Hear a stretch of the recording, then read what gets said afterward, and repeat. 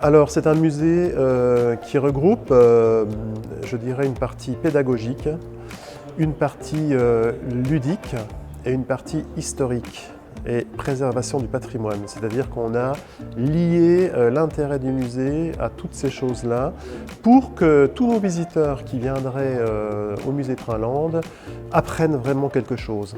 Tous les thèmes qui ont été installés dans le musée, c'est vraiment des thèmes pour, je dirais, parcourir l'histoire. Hein. C'est quelque chose de totalement pédagogique. Donc on apprend plein de choses de chaque pays au fur et à mesure qu'on regarde toutes les maquettes. Après, il y a le travail aussi des différentes échelles. Dans le monde, on a des dizaines d'échelles différentes et c'était très intéressant justement de montrer tout ce qui peut se faire au niveau du modélisme ferroviaire, dans toutes les différentes échelles, que ce soit de la plus petite jusque des modèles sur lesquels on peut monter.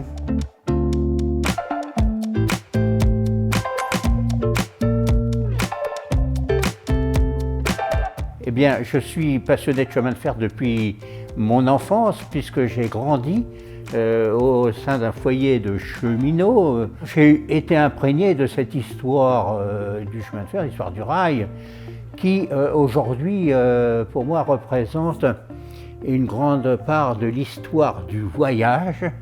Et quelque part, lorsqu'on a inventé le chemin de fer, lorsqu'il est arrivé dans les années 1830, eh bien, on était en train d'inventer la machine à voyager.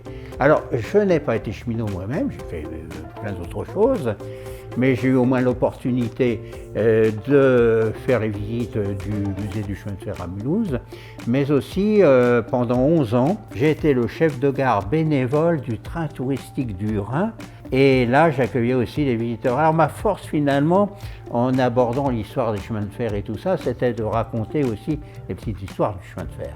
Donc tout ce qui est anecdotique, tout ce que les gens recherchent finalement. Alors le chemin de fer, ce n'est pas que de la technique. Et en dehors de l'aspect jouet, modèle, réduit, passion qu'on a ici au musée Trinlande, c'est également raconter un peu toutes les histoires, le vécu des cheminots, mais aussi des voyageurs aux différentes époques. Et Dieu sait s'il y en a, et Dieu sait s'il y a de quoi raconter. L'idée nous est venue, à vrai dire, dans les années 2010, hein, donc ça fait 10 ans qu'on pensait faire ça. Trouver des locaux disponibles pour ce genre de choses, c'était très compliqué, très compliqué. Et quand on a eu l'opportunité d'avoir un local, de trouver un local, bon, ça nous a permis de développer ce projet. On ne peut pas parler de train sans essayer de se représenter, en modèle réduit ce que l'on veut expliquer. Et alors justement, dans le train que j'ai gardé et que je fais rouler aujourd'hui au musée et qui roule toujours, eh bien, je m'amuse à le compléter, à l'agrémenter en construisant mes véhicules moi-même. Alors nous, le musée Trinlande, eh ben oui, on est là pour illustrer toutes ces grandes heures du train jouet. Et puis alors après, il y a le maquettisme, il y a le vrai modèle réduit, il y a les choses, il y a des virtuoses, hein, il y a des véritables orfèvres en la matière qui vous font des chefs-d'œuvre comme vous en avez ici. Il y a les passionnés de vapeur aussi qui font des modèles à vapeur vive, hein, on en a également.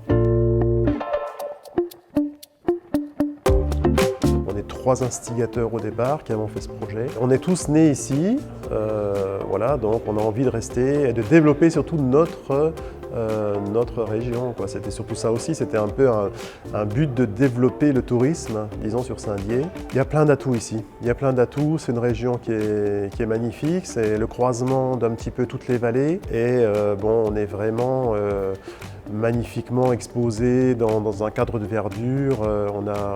Je dirais, c'est un endroit touristique magnifique.